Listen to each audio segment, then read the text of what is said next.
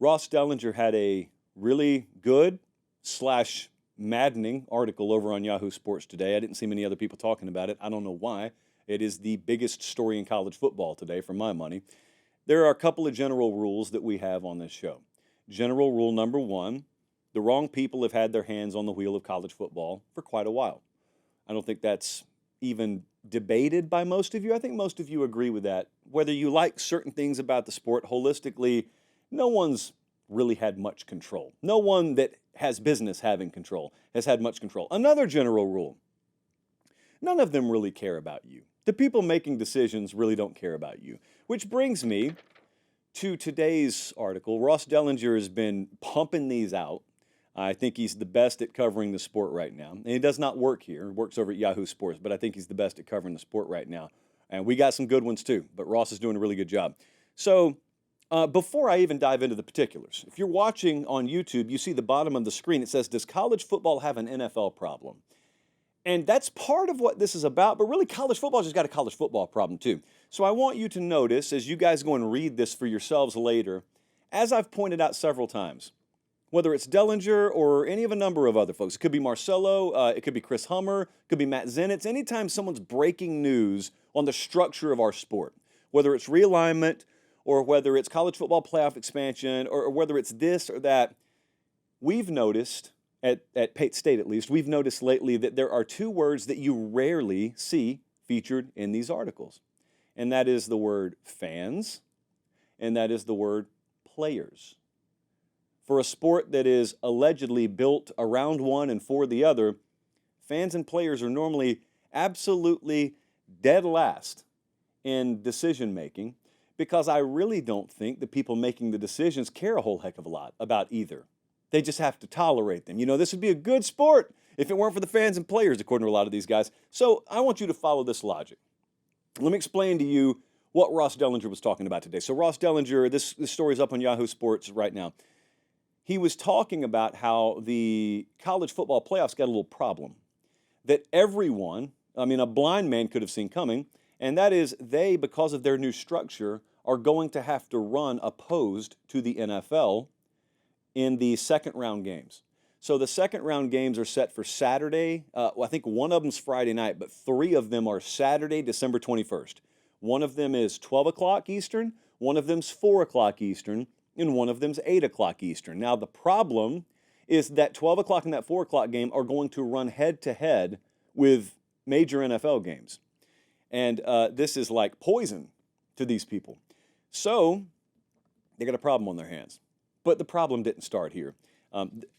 Just follow me for a second. I want you to follow this logic. If you're brand new, if your cousin recruited you to come to college football and you've become a fan, if you're 14 years old and you're just starting to understand the ways of college football, follow this logic. So once upon a time, college football is just awesome, and it's built around the regular season, and Saturdays in the fall are what matter, and yeah, we crown a national champion, but unlike the other sports at the pro level, this sport is sort of built around its regular season, and we get a champion at the end as kind of a cherry on top. And it existed for a pretty good while like that, and most people were happy, most fans were happy. That doesn't mean everyone was satisfied at the end of the year and agreed with the outcome, but most folks understood, hey, this is about the regular season. The profit wasn't maximized, is the problem. Not for the fan, not for the player. The problem for the suits is the profit wasn't maximized. And so it created this fork in the road. It wasn't a singular moment, but it created this fork in the road. And they had to choose. We can either sacrifice profit to maintain the sanctity of our sport. Translation, we can leave some money on the table in exchange for keeping this thing as pristine as we can. Or, shocker, the other route, the one they chose, is we're just going to tilt the seesaw. And so, over the course of several years, you got convinced that your sport was broken, and you got convinced that, yeah, what we have is good, but it could be a lot better. And you had anecdotal examples like 2004 Auburn, an undefeated team doesn't get to play for a title, and those were used by people who really could not have cared less about Auburn to prop up the idea that this sport needs its own playoff. Candidly, I, as a kid in high school, believed it. I agreed with it. I went along with it. It was a very convincing argument. Everyone else has got it. Why wouldn't college football have it? I mean, imagine, take all the good that is college football, and we don't We don't change that. We just put something better on the end of it. Yeah. So really what was happening, unbeknownst to little JP at the time, was they had figured out how to maximize profitability of this sport, probably at the expense of the regular season. And if it didn't harm the regular season, that's great, but they didn't care if it did, because the real money is there to be made in a playoff. And so they built themselves an ATM. They didn't call it an ATM. They called it a playoff. So they just put a sticker, that little college football playoff logo on the side of the ATM, and they started printing themselves money. And for a little while, it was interesting. And then a lot of you noticed that, well, is this really giving us anything different than we would have already gotten? A lot of the same teams that seem to have dominated once upon a time are dominating even more, and about that time you heard the drumbeat. And the drumbeat is, well, we need to expand the playoff further. We need to expand the playoff further because why? Well, you guys aren't happy with the outcome so far. Now, in reality, the people who were agreeing with you weren't really agreeing with you. They were preying upon your dissatisfaction with something that was never going to be perfect. It was not designed to be perfect. It was designed to be a primer for getting where they really wanted to get, which was to 12 teams or more. And so they said, we'll expand it again, because Who's In had poisoned the well.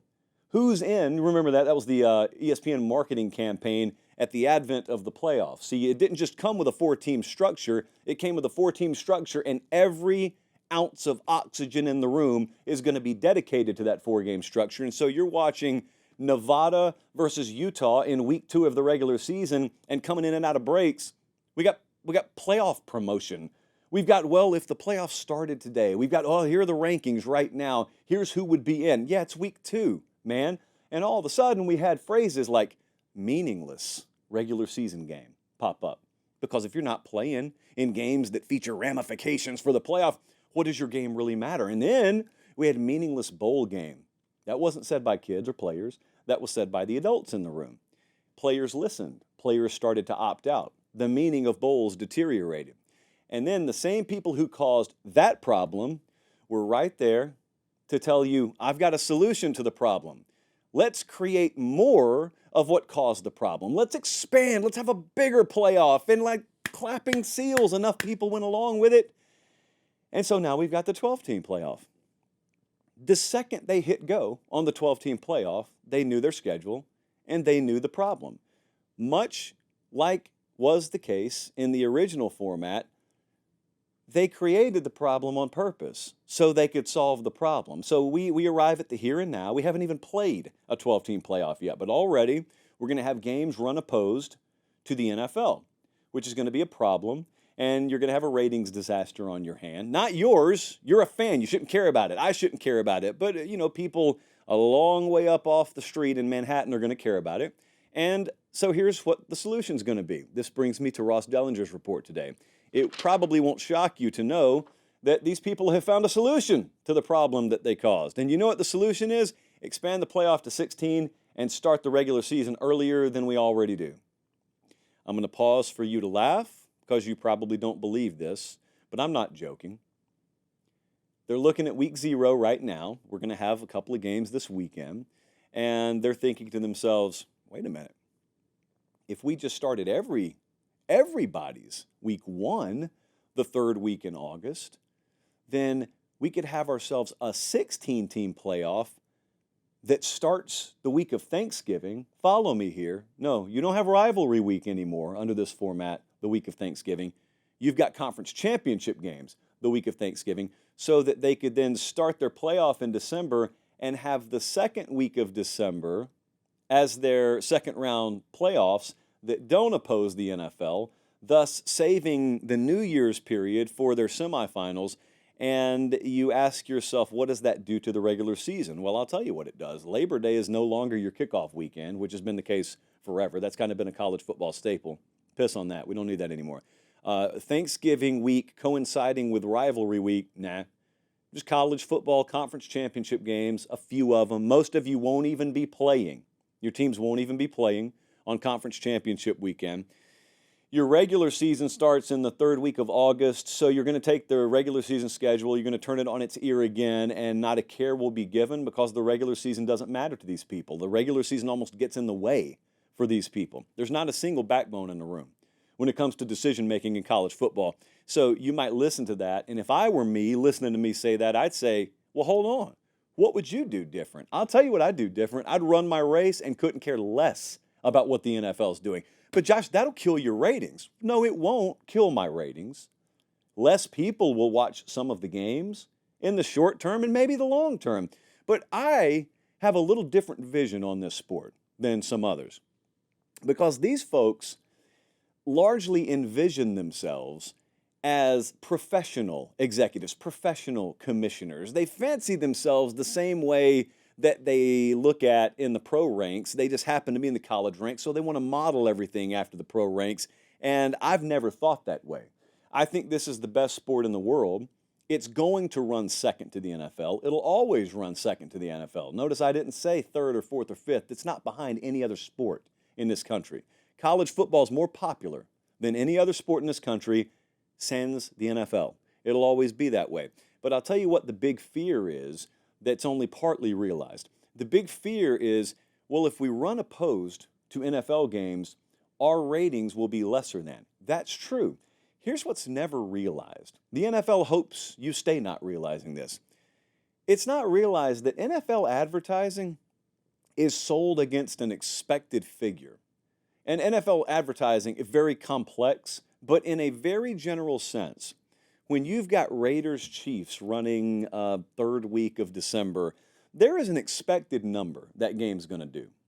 Just like in the local news world, there's an expected number, roughly. It's a deliverable.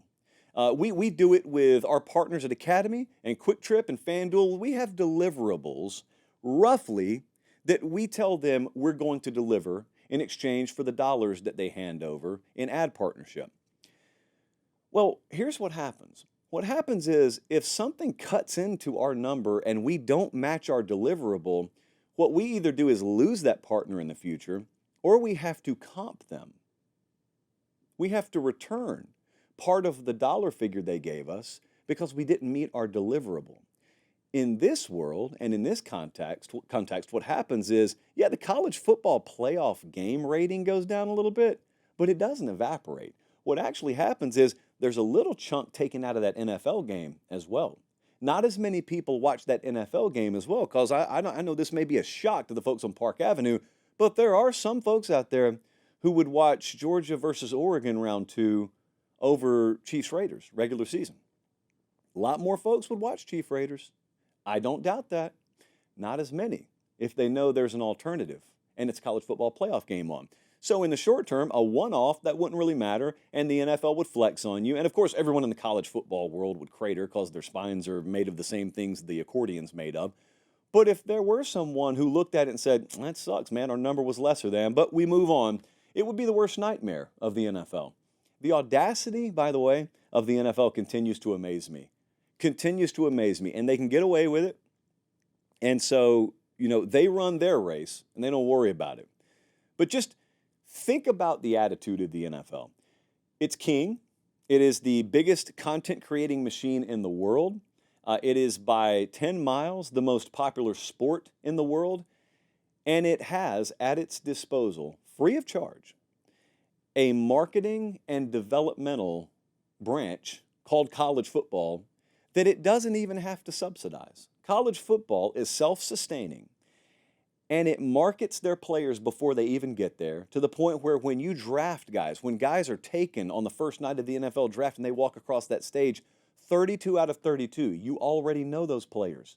They're not mysteries. They're not four-star players that you have to look up the profile of. You know them. You know them because you've watched them on Saturdays for 3 or 4 years. The NFL didn't have to pay a dime for that, but they benefit from it. They didn't have to pay a dime to have the kid go to Oklahoma State or go to Virginia Tech or go to Georgia and get developed for 2, 3, 4 years by the best college coaches in America, but they benefit from it. So there's a bunch of take. There's a ton of take. There's a ton of benefit on the NFL side from having college football. And not only do they not give back to college football, they openly impede on college football's ability to carve out their own territory in December and January. Now, this doesn't hurt my feelings a whole lot because I couldn't care less about playoff expansion anyway. I wish we didn't do it. But since we've done it, if I were in charge, what I'd love to see is some folks in the room roll up their sleeves and understand maybe you got a fight on your hand. Now, I know this is like pacifist city, the folks who run college football right now, but maybe you got to get bloodied a little bit. That's how fights work.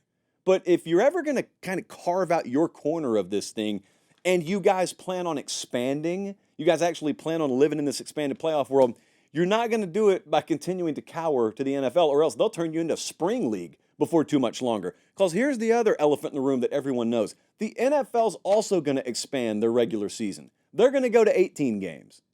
Sooner or later, they're going to do that. That's widely believed. So what are you going to do then? You're not going to live in a world where you don't have to oppose the NFL at some point. So my answer is either go back to the old way of doing things, which I'd love, but it's not feasible, or oppose them and just see what happens. I think you'd be surprised.